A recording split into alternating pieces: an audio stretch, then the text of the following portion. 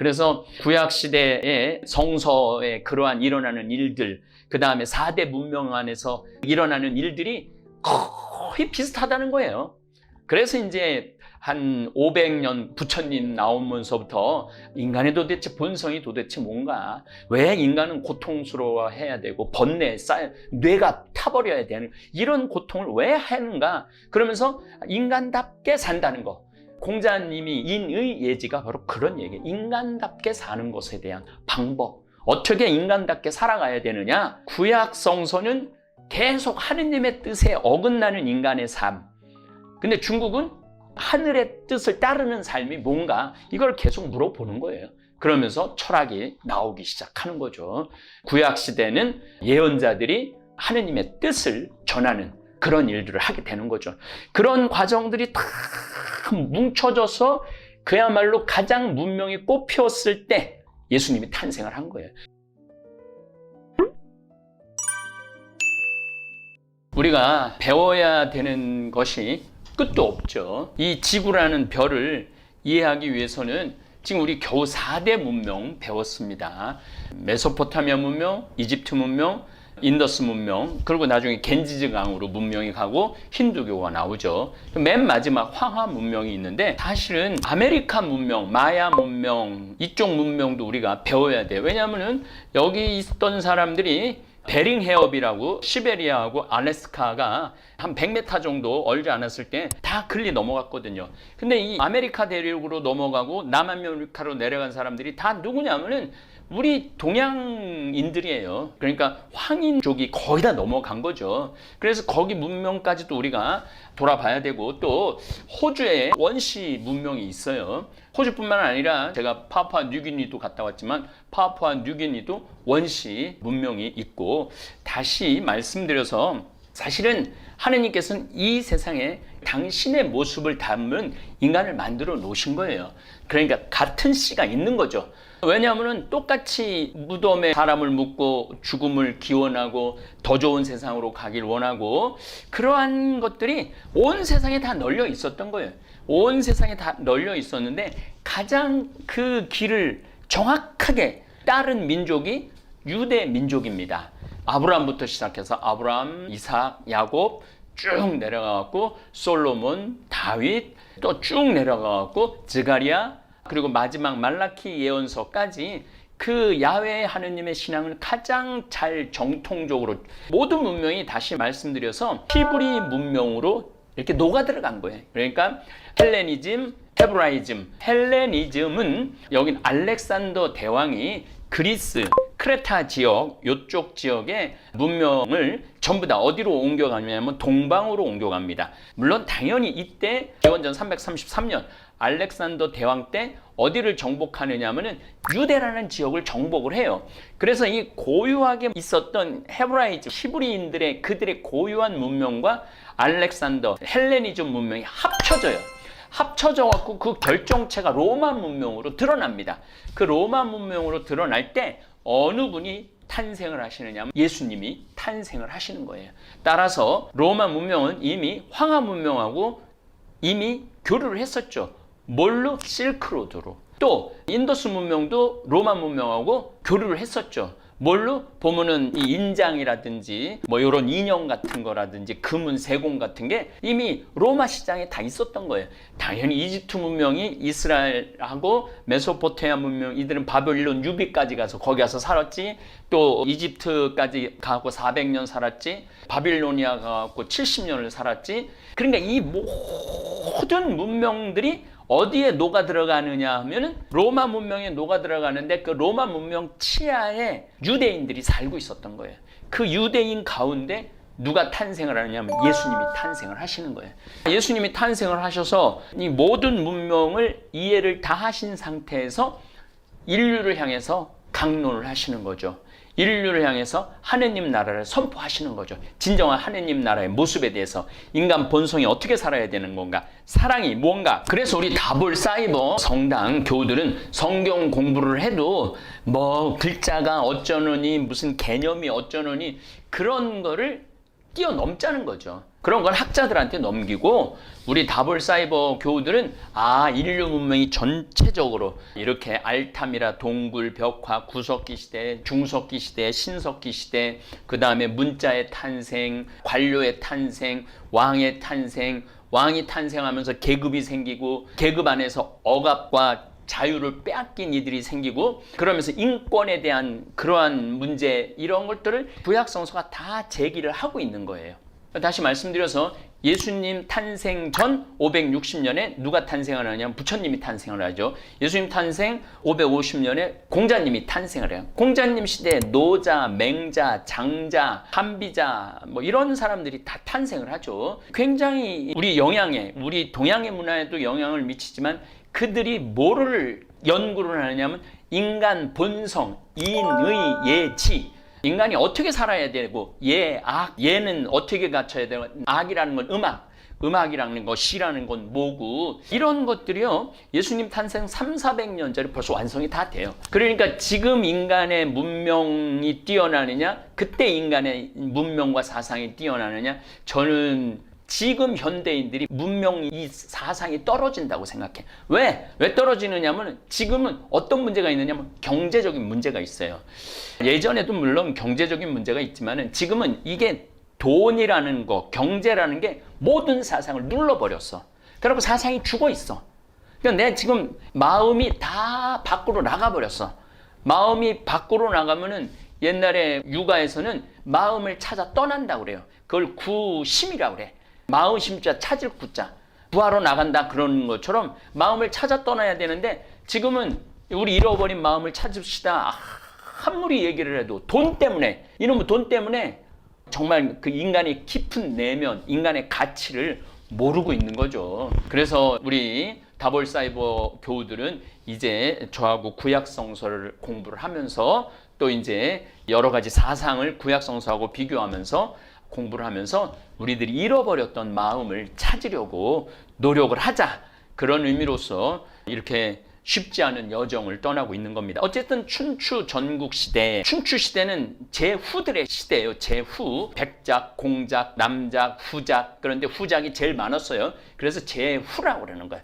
후작이 막 100개 제후가 있었고 200개 제후가 있었고 많았을 땐 800개 제후가 있었다는 거예요. 지금 여러분들 중국 대륙을 보는데 이 많은데 조그만 성읍국가예요. 성읍국가. 사실은 사울, 다윗, 솔로몬 시대도 보면은 다 성읍국가예요. 성읍국가. 전부 다 성들에 둘러싸여 갖고 자기가 나라라고 그러는 거를 다윗이 다 통일을 한 거죠. 춘추 전국 시대도 다윗과 같은 그런 형태를 띄었다는 거죠. 어쨌든 중화 문명은 주나라 시대 때 가장 많은 기원전 1040년에서 기원전 221년 춘추 시대 전국 시대가 나눠지는 거죠. 그래서 우리가 춘추 시대는 제후 국가가 많았고 전국 시대는 7개 패권 국가끼리 싸워요. 그래서 그 패권 국가끼리 싸우고 그 최고가 된 게 누구냐면 진시황이 되는 겁니다. 중화 문명은 주나라 시대 때 가장 많은 발전을 이루었어요. 대표적으로 소가 끄는 쟁기와 철기 그리고 석궁과 기마술이 모두 주나라 시대 때 도입이 됩니다. 이 소가 쟁기를 끌므로 해서 인간은 문명사가 바뀝니다. 소가 쟁기를 끌기 전까지는 우리가 농산물을 뭐 한 2명이 먹을 거, 한 사람이 일을 하면 2명이 먹을 게 나왔어요. 근데 소가 쟁기를 끌으면서 한 사람이 일을 해도 10명이 먹을 게 나왔어요. 소가 쟁기를 끌으면 이랑과 고랑이 생깁니다. 이랑과 고랑이 생기면은 고랑 사이에 전부 다 씨앗을 넣으면은 생산물이 훨씬 많아지는 거죠. 그래서 구약시대도 소가 우상숭배가 많이 됩니다. 메소포타미아에서도 소가 우상숭배가 많이 되고 이집트에서도 소가 많이 우상숭배가 돼요. 그만큼 소가 생명에 영향을 미쳤기 때문에 그렇죠. 구약시대는 여러분들 상상해보면 소 누가 생각이 나요? 아론이 생각나죠. 모세가 시나이산에 40일 동안 기도하러 간 사이에 불안하니까 황금소를 만들어 갖고 이게 우리를 살려낸 신이다 이렇게 얘기하듯이 중국에도 소가 끄는 쟁기가 등장함으로 해서 한 사람이 10사람 먹을 거를 만들어 놨으니까 9사람은 농사 안 져도 되잖아요. 그 9사람 중에 왕도 나오고 서기 책 쓰는 사람도 나오고 그 다음에 철기, 낫도들기는 사람도 나오고 또 상인들도 나오고 교육자들도 나오고 이 소가 쟁기를 끌므로 해서 사회 전체가 바뀌는 거예요. 혁명이죠. 혁명. 농업혁명이 나왔던 거죠. 황하 문명. 이 화베이 평원, 화북평양이라고 하는데 여기가 그 위쪽으로는 황하강이에요. 아래쪽으로 쭉 있는 거는 양쯔강, 장강이라는 게 흐릅니다. 그 끄트머리 지역에 제가 여기 10번 이상은 갔을 거예요. 끝도 없는 평야예요. 끝도 없는 평야. 그 끝도 없는 평야를 가지고 이걸 중원이라고 그러는데 요 중원을 가지고 누가 갔느냐. 전체 역사를 보면은 한 17나라가 이 화베이 평원을 두고 누가 그걸 갔느냐에 따라서 패권을 가졌던 거죠. 그래서 대규모 관계시설이라는 것은 밭에 물을 대주는 거, 논에 물을 대주는 거를 관계시설이라고 그럽니다. 수리시설의 설치도 이루어져서 화북평야의 농업 생산량이 크게 늘어나면서 인구도 늘어난 거죠. 그래서 춘추 전국시대는 도량형이 새로 건설이 됐고 확정이 되죠. 도량형이라는 건 뭐냐면은 길이, 무게 이런 걸 잴 수 있는 돼, 자, 저울 이런 것들이 이제 건설이 되기 시작을 한 거고 교통체계도 크게 개선이 됩니다. 때문에 상업이 발전되었고 인구와 도시가 늘어났고 아까 말씀드렸죠. 한 사람이 농사를 나무로 이렇게 지면은 많이 못 짓는데 이 소가 쟁기로 농사를 지면서 한 사람이 10사람이 먹을 걸 만들어냈던 거죠. 이제는 많은 잉여 농산물이 생기니까 이걸 주고받아야 되니까 주나라의 화폐는 칼 모양으로 된 화폐 필요성이 증대되었습니다. 덧붙여 젓가락을 사용한 아주 중요한 문명이 이때 출현합니다. 젓가락, 밥을 먹어야 되니까 또 우리는 주로 반찬이 나물이니까 젓가락을 사용하는 문명이 출현합니다. 은나라 시대 때, 상나라 시대 때를 말하죠. 원시적인 형태로 시작된 문자는 주나라에 이르면서 체계적인 문법을 갖추게 됩니다.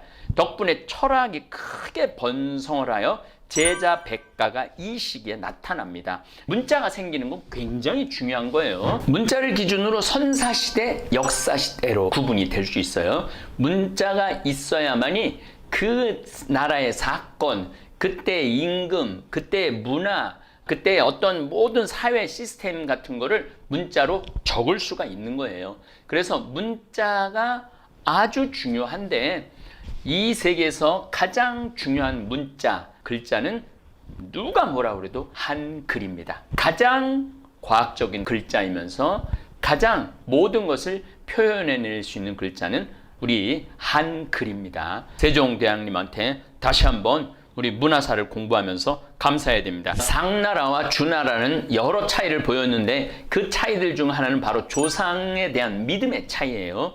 상나라에서는 조상에 대한 숭배와 경외심이 매우 강했기 때문에 제사를 게을리하거나 조상의 이름에 먹칠을 하거나 조상의 명망에 흠집을 내면 당장이라도 나와 나의 가족들에게 탈이 날 수 있다는 생각이 당시 상나라 사람들의 믿음이었어요. 그래서 제사를 아주 중요하게 여겼어요. 그래서 하늘의 임금을 제사를 담당하는 사람이라고 해서 상제라고 그랬습니다. 이 상제 사상이 아주 중요합니다.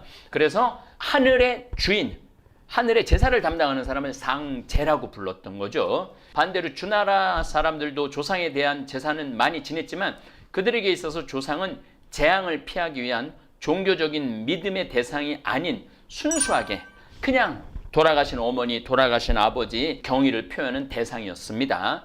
신적인 제사의 의미가 상나라 때 있었는데 주나라 때 와서는 그냥 조상님을 기리는 제사로 바뀐 거죠. 우리나라 쪽으로는 이게 짬뽕이 돼서 옵니다. 더불어 상대에는 일이 있을 때마다 점을 쳤지만 주대 때는 이렇게 점을 갑골 뜨거운 나무로 거북이 배를 100가죽을 콱 해갖고 어떻게 갈라지느냐에 따라서 전쟁을 할까 말까 농사가 흉일까 아니면은 농사가 풍일까 이런 거를 했죠. 어쨌든 주대 때는 그런 갑골 그런 일이 적었다는 거죠. 이러한 이유로 상이 남긴 금문의 수에 비해서 주가 남긴 금문의 수는 적어서 현대에 이르러는 주대 전기보다 오히려 상대 자료가 훨씬 많습니다. 근데 상나라 때는 이미 상형 문자가 완성이 됐어요. 표의 문자죠. 글자의 모양이 뜻을 나타내는 표의 문자가 됐던 거죠. 우리나라는 토음 문자입니다. 소리가 다 모든 거를 나타내는 거죠. 고대 국가 특성상 상나라와 주나라의 교체 또한 기본적으로 국가의 신의 교체를 불러오게 됩니다. 왕조가 바뀌면은 신명도 바뀌는 거죠. 본래 상이 숭배하던 신은 제, 상제, 하늘의 제사를 맡는 사람이었으나 주대에는 천, 하늘이 신으로 섬기게 되는 거예요. 하늘에서 무슨 신이 있어서 제사를 지내는 게 아니라 하늘 자체가 신이야. 그래서 우리말에 이런 말, 너 하늘이 무섭지도 않냐? 하늘이 두렵지도 않느냐? 하늘이 가만히 있지 않을 것이다. 하늘이 노했다. 이런 표현이 이제 주대 때는 하늘을 그냥 신 자체로 여겼던 거죠. 그런데 하나의 성우 국가에서 중국 전역을 주관하는 봉건제의 통치의 성격이 달라지고 범위가 확장되면서 처음에는 이제 상나라 때는 자기가 왕이 됐는데 중국이 너무 넓잖아요. 그러니까 제후들을 만들어서 봉건제를 했어요. 동생한테 땅 주고 형한테 땅 주고 아들한테 땅 주고 대신 다른 데가 쳐들어오면 니네들 와서 나를 막아줘야 돼? 그런 게 강했죠. 이게 춘추 시대까지도 강했어요. 전국 시대는 좀 다릅니다. 봉건제로 통치의 성격이 달라지고 범위가 확장되어서 신의 성격 또한 통치 계급만의 신에서 세계 질서의 신으로, 그러니까 제후 국가를 다스리는 천자의 국가가 되면은 신의 뜻, 천명이라고 해서 왕은 천으로부터 천하를 받아 온 세상을 받는 거야. 중국의 천자는 천자로서 통치를 수행하게 되는 거죠. 만약 왕이 왕으로서 제 역할을 수행하지 못하면 천명은 다른 사람에게, 이건 이제 맹자가 역성혁명을 말합니다. 왕이 왕답지 못하면 그 왕을 백성이 바꾼다 이거죠. 본래 은주 교체를 정당화하기 위해 등장한 사상이었으나 후에 맹자를 위시한 제자백가 사상의 일환으로 흡수가 됩니다. 그래서 역성혁명이라는 게 천자는 어떻게 바꿔요? 그 천자.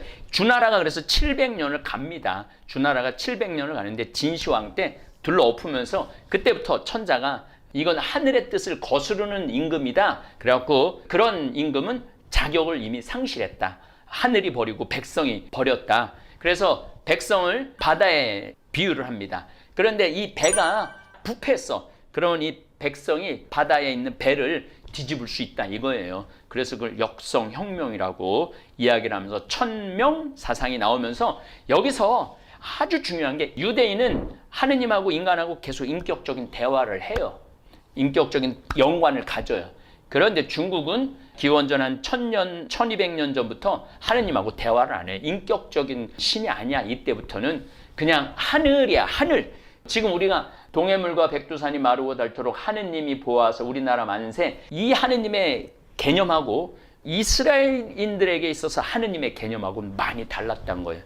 이스라엘의 하느님은 사랑의 하느님, 정의의 하느님, 분노의 하느님, 질투의 하느님, 이런 아주 인격적인 하느님으로 발전을 하죠. 여기서 굉장히 많이 갈리게 됩니다. 그러면서 이 유대인들은 하느님한테 마음을 맞춰요. 그러니까 하느님 뜻에 어긋나는 일을 하지 않았어요.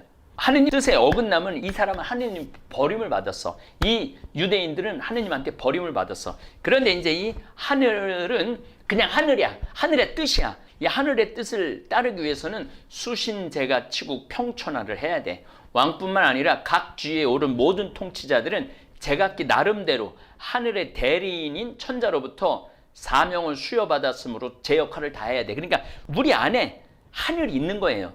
그래서 수신, 내가 몸을 잘 가꾸어 갖고 그 다음에 집을 잘 다스리고 그 다음에 나라를 잘 다스리면은 세계가 평화가 온다. 그런 뜻이죠. 왕은 천하를 고르게 다스리고 제후는 국을 다스리며 경과 대부는 가를 다스리고 사는 시급을 받아서 스스로 수양하며, 그러니까 선비 수양이 여기서 나오는 겁니다. 국가의 이로운 지식이 된다는 것이 그들에게 내려졌던 사명입니다. 수신, 몸을 스스로 단련해서 제가 집을 좀 튼튼하게 만들어서 시국, 나라를 잘 다스려서, 정치라는 게 뭐라고 그랬어요? 물을 잘 하는 거죠. 도량을 잘하고 농사를 잘하는 거죠. 그렇게 되면 평천하가 온다. 유대인들은 하늘로부터 내려오는 계명을 받아서 하느님과 관계를 맺었다면은 동양 사람들은 이제 자기로부터 출발을 하는 거예요. 그래서 내가 잘 잘 되면은 내가 하늘과 같아지는, 하늘과 화별할 수 있는 사람이 된다는, 요거는 힌두교에서도 나오고 불교에서도 나오는 이야기입니다. 춘추 전국시대는 정말 군웅할거 시대였습니다. 이때 춘추 전국시대에 수많은 인물들도 나오고 수많은 나라도 나오고 수많은 제후 국가들도 나오죠. 또 춘추 전국시대에는 제자백가라고, 도대체 인간이 어떻게 살면 똑바로 살 수 있을까? 이 혼란, 서로 죽이고 땅을 빼앗고 빼앗는 이런 혼란 안에서 인간의 본성은 도대체 뭘까? 그래서 맹자는 성선설, 순자는 성악설, 인간은 본디 악하다, 아니면 인간은 본디 착하다, 이런 얘기가 막 나오는 거죠. 그러면서 공자님은 인의 예지, 인간은 어질림, 내 이웃을 내 몸처럼 사랑하라고 그러는 예수님 그거하고 이 공자님의 인하고 사상이 똑같아요. 중국 역사에서 빠지지 않는 것이 여자예요, 여자. 근데 사실은 중국 역사에서만 빠지지 않는 것이 여자가 아니고 인류 역사를 보면은 여자하고 남자, 특히 권력을 진 왕들, 권력을 진 사람들, 부와 명예를 지닌 사람들이 그 다음에 추구하는 것이 아름다운 여자, 예쁜 여자. 그러니까 이 정신세계가 내가 조금 더 영적으로 좀 돼야 되겠다, 이런 영적인 훈련이 안 되고 육적인 대로 자꾸 빠지는 거죠. 사실은 부와 권력 이런 것들이 영적이라기보다는 좀 육적이죠. 그래서 그 끝을 가보면은 항상 여자가 등장을 하죠. 저는 이 식부인이라는, 여러분들 그냥 언뜻 들으셨을 거예요. 진나라의 후작, 제후국가들이라고 그랬죠. 그게 후작이에요. 제후국가 진후작의 딸이자 식후작의 부인이었어요. 미모가 복숭아처럼 아름답다고 그래서 도화 부인이라고도 불렀습니다. 식이라는 제후국가의 식의 아내가 됐는데, 식이라는 나라는 조그만 나라거든요. 조그만 나라인데 식이 자기한테 시집으로 온 여자가 아예 기가 막히게 이쁜 거야. 그러니까 부부 금슬이 너무너무 좋았어요. 그러면서 식이라는 이 제후는 너무 나한테 과분한 여자가 왔기 때문에 내가 정말로 저 여자한테 잘 보여야 되겠다, 저 여자한테 잘해야 되겠다, 그래갖고 굉장히 잘합니다. 그런데 이 도화 부인, 이 식 부인은 너무나 얼굴이 예뻐갖고 그 미모로 인해서 남편도 죽음으로 몰아내고 두 나라를 멸망시킨 여인이 되는 것입니다. 그러니까 뭐 이쁨은 다 좋다고 그러는데, 제가 보기에는 이쁜 여자 옆에 가까이 가면은요 찔리는 경우가 많은 것 같아요. 우리들이야 뭐 지금 이제 시대가 이제 완전히 이제 변해갖고 이제는 자유롭게 사랑을 할 수 있죠. 여성의 인권이 굉장히 많이 올라왔던 거죠. 옛날에는 여자는 인권이 어디 있어요. 막 이 왕이 뺏어가고 저 왕이 뺏어가고 물건 같은 대접을 받았던 것이죠. 제가 늘 말씀드리지만은 예수님이 그 여성을 대하는 모습이 정말 저는 감동적이다는 거죠. 사마리아 여인 우물에서 이야기할 때 5번을 이혼한 딴 남자하고 산 여자하고 하느님의 경배를 이야기하고 구원을 얘기하죠. 그리고 또 가나안에 그 마귀 들린 딸한테, 걔한테 빵을 주는 건 옳지 않다. 그러니까 빵 부스러기 먹을 수 있지 않느냐. 그러니까 야 여인아, 내 믿음이 너를 살렸다. 그리고 또 12년 동안 하혈한 여인이 야이로의 땅을 회장당 딸 살리러 막 갔는데 그 여인이 앞에 나설 수는 없었어요. 자기가 너무 부정한 피를 흘린 여자였으니까 뒤에서 예수님을 딱 잡죠. 그럴 때 예수님이 당신의 몸에서 기적의 힘이 나간 걸 알고 돌아보면서, 지금 내 몸에서 기적의 힘이 나갔다, 누구냐? 제자들이 이렇게 사람들이 많은데 누굽니까? 그러니까 그냥 이렇게 고개를 숙이고 있는 이 여인한테 뭐라고 그러냐면은, 딸아, 내 믿음이 너를 살렸다, 돌아가라. 예수님이 그 여성을 대하는 것들이 얼마나 정성스럽게 대하는지. 그래서 천주교는 여자들이 많은가 봐요. 우리 천주교 구성 비율을 보면 한 여성이 한 70% 되는데, 그 여성의 땅바닥에 있는 어떤 성적인 대상인 여성을 예수님이 어마어마하게 높여 놓으셨죠. 또 마리아 막달레나, 요한나, 수산나, 예수님을 마음껏 도울 수 있도록. 그런데 그 돕는 게 권력을 잡는다든가 아니면은 뭐 전쟁을 한다든가 이게 아니고, 예수님이 병들고 가난하고 마귀 들리고 소외된 사람들을 찾아다닐 때 뒤에서 뒷바라지를 할 수 있도록 허락하신 거죠. 그야말로 여성의 존재의 의미를 드러내 주신 거죠. 그래서 예수님이야말로 진정한 페미니스트, 여성 해방가라는 거죠. 예수님의 그러한 삶이 정말 우리 가톨릭 신자들이 식부인 같은 그러한 사연을 가진 구약의 임금이 둘이 있죠. 하느님한테 가장 사랑을 받았던 다윗은 이제 어느 정도 나라를 정리하니까 장군한테 나가서 네가 정리를 하고 와라. 그러고 난 다음에 옥상에서 이렇게 보니까 지금 이제 그 다윗성이 발견이 돼갖고 개발이 되고 있어요. 지금 저는 거기를 2번인가 3번 발굴된 다윗성에 가보니까 거기 옥상에 올라가면은 그 동네가 다 내려다 보여요. 예루살렘 동네가 딱 내려다 보니까 어떤 여자가 목욕을 하는데 어마어마하게 예쁜 거야. 저 여자는 누구냐? 그러니까 우리아의 아내, 임금님의 장군의 아내입니다. 밧세바입니다. 데리고 와라. 하룻밤 자죠. 하룻밤 자고 돌려보내죠. 근데 돌려갔는데 임신을 한 거예요. 임신을 하니까 이거 자기가 자기 부하의 아내를 건드린 걸 알게 된 거 아니에요? 그러니까 우리아를 들어오라 그래. 나 하룻밤 가서 자라고. 잤는 줄 알았더니 안 갔어. 전쟁 중인데 가서 좀 사랑도 하고 오지 그러느냐 그랬더니 임금님과 내 부하들이 지금 성문에서 자고 있는데 내가 어떻게 감히 아내하고 하룻밤을 지낼 수 있겠습니까? 그러니까 다윗이 야 이거 내가 저거 건드린 거 드러나면 큰일 나는데 그래갖고 편지를 보내죠. 편지를 보내갖고 제일 최전선에 내보내죠. 그래서 우리아를 죽게 만들죠. 그러고 난 다음에 밧세바를 취하게 됩니다. 밧세바는 결국은 솔로몬을 낳죠. 이 식부인하고 굉장히 비슷해요. 굉장히 지혜로운 왕 솔로몬을 낳는데 솔로몬은 또 한술 더 떠요. 부인을 700명을 둬요. 700명. 그 근처에 제후 국가들이죠. 근데 좀 믿을 수 없는 일을 저지르죠. 그리고 막 우상숭배에도 빠지고 후궁을 300명이나 둔 사람이 솔로몬입니다. 그래서 구약시대에 이렇게 성서에 그러한 일어나는 일들, 그 다음에 4대 문명 안에서 일어나는 일들이 거의 비슷하다는 거예요. 그러니까 인간의 본성. 그래서 이제 한 500년 부처님 나오면서부터 인간의 본성이 도대체 뭔가, 왜 인간은 고통스러워해야 되고 번뇌에 쌓여 뇌가 타버려야 되는 이런 고통을 왜 하는가, 그러면서 인간답게 산다는 거. 공자님이 인의 예지가 바로 그런 얘기예요. 인간답게 사는 것에 대한 방법. 어떻게 인간답게 살아가야 되느냐. 과거에 요순, 우탕, 문무, 공자님하고 맹자님이 최고로 치는 그들 군주들은 어떻게 살았는가. 구약 성서는 계속 하느님의 뜻에 어긋나는 인간의 삶. 근데 중국은 하늘의 뜻을 따르는 삶이 뭔가, 이걸 계속 물어보는 거예요. 그러면서 철학이 나오기 시작하는 거죠. 구약 시대는 예언자들이 하느님의 뜻을 전하는 그런 일들을 하게 되는 거죠. 그런 과정들이 다 뭉쳐져서 그야말로 가장 문명이 꽃피웠을 때 예수님이 탄생을 한 거예요. 그러니까 여러분들 클레오파트라 안토니오는 예수님 탄생 한 40년 전에 시저하고 카이사르하고 그런 일들을 벌였던 것이죠. 여러분들이 저한테 쭉 들었던 많은 그러한 여인들, 또 사상들, 이런 것들이 그렇게 예수님 시대에 딱 가갖고 신약 성서 사복음을 보면은 그 모든 걸 다 담아서 가장 인간답게 사는 방법에 대해서, 하느님의 자녀로서 살아가는 방법에 대해서 예수님이 명확하게 제시를 하는 거죠. 그래서 우리는 계시 종교예요.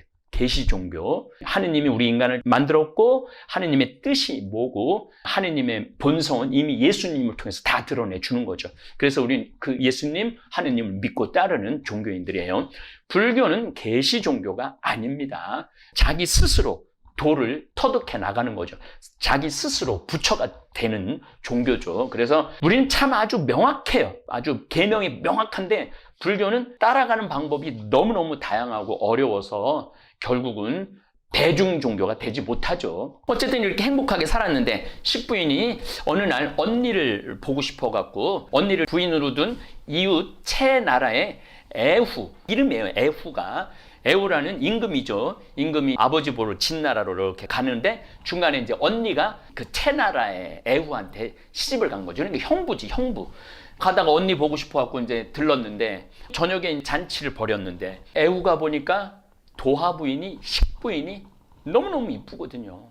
아니면 상상도 못할 만큼 표현이 아주 기가 막히더라고요. 눈에는 별이 들어있고 얼굴은 하얗고 입술은 빨갛고 이가 아주 골아갖고 싹 웃으면은 막 애간장이 녹는다고. 그러면서 이 형부가 처제를 그냥 잘해서 보내면 좋은데 약간 추행을 합니다.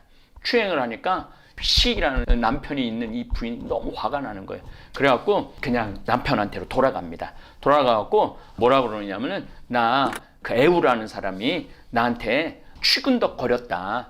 그러니까 이제 식은 너무너무 화가 나는데 조그만 나라잖아요. 그래서 아주 강대국인 초나라 가서 이제 채나라를 칠 거를 부탁을 해요. 그러니까 당시 초문왕이 식 후에 부탁을 들어서 기원전 680년 채나라를 치우고 애우를 끌어와 죽이려 하다가 초의 신하 육권의 만류로 그만둡니다. 애우를 이제 살려주니까 채나라의 애우가 초문왕한테 보답한다고.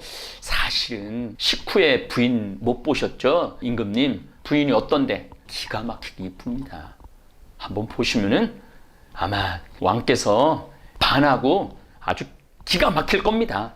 그렇게 얘기를 해요. 초문왕한테.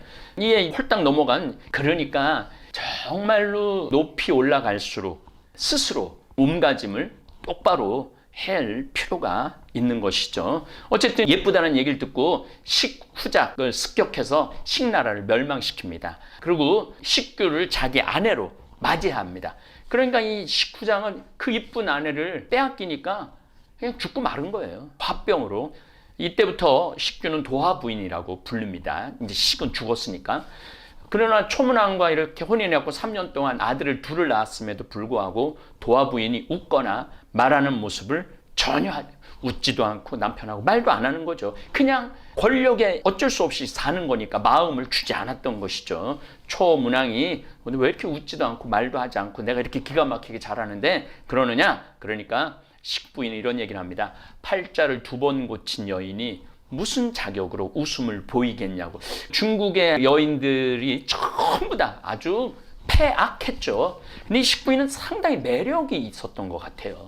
지조가 있었던 여인인 것 같아요. 그러면서 문왕이 자신에게 도화부인의 미모를 누설한 애우에게 네가 나한테 꼬셔갖고 내가 저 도화부인을 데리고 왔는데 저렇게 채나라를 굴복 네 놈이 정말 잘못했다. 한 여인을 불행으로 빠뜨렸으니까. 그러니까 왕은 부끄러움을 모른다고 그런다는데 저는 이거 정말로 이 말에 대해서 저 자신도 많이 반성을 하고 우리 교회가 지위가 올라갈수록 부끄러움을 모르는 경향이 많아요. 우리 교회도.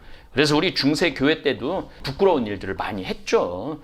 많은 분들이 가톨릭이나 종교를 비난할 때 뭐 정확하지도 않으면서 막연한 근데 아주 중요한 거 한 가지는 인간이 사는 공동체는 인간이 이루는 공동체는 어느 공동체나 불완전합니다. 왜냐하면 인간이 불완전하기 때문에 그래요.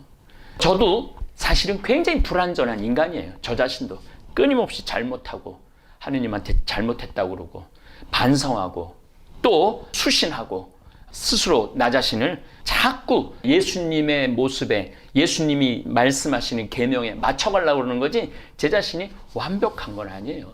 그러니까 내가 이루고 있는 성필리포 생태마을 완벽한 공동체가 아닌 거죠. 여기도 아픔을 겪는 사람들도 많고 또 어려움을 겪는 사람들도 많고 그래서 여러분들이 뭐든지 저 천주교가 왜 저래? 딱 이렇게 하면은 그러니까 여러분들의 지혜가 굉장히 협소한 거예요. 아, 인간은 불완전한 존재다. 불완전한 존재이기 때문에 잘못할 수 있는데 정반합이라고 해겔의 변증법에 있지만은 이건 뭐 중국에서도 있는 거예요. 악이 끝에 닿으면 선으로 가고 선이 끝에 닿으면 다시 악으로 오고 인간은 이렇게 불완전한 존재라는 거예요. 어쨌든 초문왕은 아내가 웃지도 않고 그러니까 결국 애후를 정벌을 하죠. 이 식부인이 벌써 남편 죽였죠. 채애후 죽음으로 몰았죠. 근데 초문왕 동생 자원이 이렇게 보니까 와 식부인이 너무 이쁜 거야. 그리고 형 왕위도 차지해야 되겠다. 그래서 자기 형 문왕한테 식부인 고향인 진을 치면 친정이 가까워질수록 식부인도 웃을 거라고, 아버지 집으로 가니까. 그래서 문왕이 전쟁에서 죽도록 이렇게 유도를 합니다. 자원의 바람대로 문왕은 전쟁을 하다 뺨에 화살을 맞고 그것을 제때 치료하지 못하다가 죽습니다. 죽은 식후장이 계속 꿈에 나타나고 저주를 퍼붓는 거예요. 자신을 저주하는 악몽을 계속 꾸다가 기원전 674년에 죽죠. 식부인이 벌써 셋을 죽였어, 셋을. 여러분들 수양대군, 단종이 14살 그때 수양대군을 죽이죠. 이 수양대군이 마지막에요, 피부병에 걸려갖고 단종의 엄마가 꿈에 나타나갖고 너무너무 많이 괴롭혀갖고 아주 자기 반성해갖고 절에도 많이 다니고 절도 많이 세우고 그랬는데 아주 수양대군도 비참하게 죽죠. 어쨌든 하여튼 전 세계의 스토리를 이렇게 보면은 참 재밌어요. 재밌기도 하고 흥미롭기도 하고 배울 것도 많고 결국은 예수님을 향해서 가는 거예요. 예수님은 이런 모든 걸 다 정리를 하시죠. 한 여인을 인간으로 대접하라는 거예요. 그러니까 이혼하지 말라는 거예요. 한 여자와 한 남자의 결혼만을 인정하신 분이 예수님입니다. 이건 파격적인 예수님의 가르치심인 거죠. 그리고 그게 맞는 얘기죠. 그래서 지금은 예수님의 뜻대로 인류가 지금 이렇게 많이 발전하고 있는 거죠. 지금 뭐 말세다 그런데 말세라는 얘기는요 2000년 전에도 말세라는 얘기 했고 종말 정서에도 계속 나왔잖아요. 3000년 전에도 말세라고 그랬고 4000년 전에도 말세라고 그랬습니다. 근데 넓게 보면 지금 인간들은 가장 발전하고 가장 인권, 가장 자유를 많이 누리고 있어요. 그런 인류의 큰 파고 위에 우리가 있는 거예요. 그런 흐름 안에. 그래서 우리들이 이제는 조선시대로 돌아가서 살아야 된다고 말하는 거예요. 조선시대 때는요 선비들이야 여기저기 다닐 수 있었지만 농사꾼들은요 다른 마을 못 갔어요. 그냥 태어난 동네에서 죽을 때까지 농사짓다 죽었어요. 어쨌든 이 식부인 도화부인은 자기 의지와는 무관하게 얼굴 이쁜 걸로만 나라 둘과 임금 하나를 파멸시킨 여인이 됩니다. 그리고 식부인은 권모술수와 살색만이 가득한 인간사의 환멸을 느껴 더욱 입을 굳게 닫죠. 식부인은 인간사에 더 이제 환멸을 느껴갖고 궁궐 더 깊숙한 곳으로 숨어 죽을 때까지 나오지 않았다고 합니다. 그나마 그녀에게 위안이 됐다면 둘째 아들인 초성왕은 나라를 잘 다스리는 명군이 되었고 그녀의 증손자인 초장왕은 춘추 5패 강자가 되죠. 구약시대에 아브라함과 사라가 이집트로 잠깐 피신 갔을 때 파라오가 유혹을 했었잖아요. 또 다윗이 우리아의 아내 밧세바를 탐해서 결국 우리아는 죽고 밧세바는 솔로몬을 낳죠. 인간 세상사 돌아가는 판국이 비슷합니다. 그래서 여러분들이 4대 문명을 다 저하고 이제 한번 훑어보시고 구약 성서에 들어가고 정말 그 본성, 우리 인간의 그러한 비열하고 치사하고 나약하고 그러면서도 끊임없이 정의를 향해서 가고 옳음을 향해서 가는 그러한 구약 성서의 여행을 저하고 같이 할 거예요. 그래서 이제 참 삶의 길, 진리의 길을 4대 문명이 묻기 시작한 거죠. 그러니까 그러한 것들이 춘추 전국시대 제자 백가나 부처님이나 그 다음에 소크라테스, 플라톤, 아리스토텔레스 계속 그렇게 철학적인 사고를 하기 시작한 거죠. 그런 철학이 바탕이 돼야만이 하느님의 뜻을 받아들일 수 있는 거예요. 그래서 신학교 교육이 참 재밌어요. 1, 2학년 때 신학을 안 가르칩니다. 왜냐하면 신학을 먼저 가르치면 알아듣질 못해요. 1, 2학년 때는 철학을 가르쳐요. 철학을 이해해야만이 인식론이라든지 형이상학이라든지 이런 것들을 이해해야만이 신의 존재를 이해할 수 있거든요. 그래서 여러분들도 이제 저하고 물론 죽을 때까지 하느님의 뜻을 우리는 배워야 되죠. 죽을 때까지. 예, 감사합니다. 중국의 오랜 역사 속에서 사람들은 늘 물었습니다. 어떻게 하면 인간답게 살 수 있을까? 무엇이 올바른 삶일까? 그 해답을 찾으려 했던 것이 바로 철학이었습니다. 이 철학의 출발은 하늘의 뜻이었습니다. 하늘이 주는 명령, 천명을 깨닫고 그것을 따르는 것이 인간의 도리라고 믿었습니다. 하지만 하늘의 뜻을 그대로 알 수는 없었습니다. 그래서 인간 스스로 고민하고 논쟁하고 가르침을 나누었습니다. 수신제가 치국평천하, 먼저 나를 다스리고 가족을 다스리고 나라를 다스리고 세상을 평화롭게 한다. 이 순서를 통해 하늘의 뜻을 실현하려고 한 것입니다. 공자도 맹자도 노자와 장자도 서로의 길은 달랐지만 결국 인간이 어떻게 살아야 하는가를 고민했습니다. 어떤 길이 하늘의 뜻에 가까운가? 어떤 길이 사람답게 사는 길인가? 이 질문이 춘추전국 시대의 수많은 제자백과 사상들을 낳았습니다. 그리고 그 속엔 종교적 믿음이 아니라 도리와 윤리를 중심에 둔 문화가 자리 잡았습니다. 신을 숭배하기보다는 스스로를 다스리고 사회를 다스리는 법을 찾았습니다. 그 결과로 중국에는 거대한 철학의 전통이 남았습니다. 사람을 가르치고 이끌고 바르게 살도록 하는 스승들의 가르침이 전해졌습니다. 하지만 생각해보면 이런 고민은 중국만의 것이 아닙니다. 나는 어떻게 살아야 할까? 무엇이 올바른 삶일까? 나는 남에게 부끄럽지 않게 살고 있는가? 신앙이 있든 없든 결국 모든 사람은 자기 삶의 의미를 묻고 답을 찾아갑니다. 그 여정 속에서 하늘의 뜻을 묻는 것도 스스로를 돌아보는 것도 중요한 일입니다. 오늘 이야기가 너무 어렵게 들릴 수도 있겠지만 결국 우리가 나누고 싶은 건 이 질문입니다. 당신은 어떻게 살고 싶으신가요? 무엇을 위해 살아가시나요? 중국 철학이 찾았던 길이 완전한 답은 아니었을 겁니다. 하지만 그 질문을 놓지 않았기에 오늘 우리에게도 배울 것이 있습니다. 신앙이 있든 없든 하늘의 뜻을 묻고 인간답게 사는 길을 고민한다는 것. 그게 오늘의 메시지입니다. 감사합니다.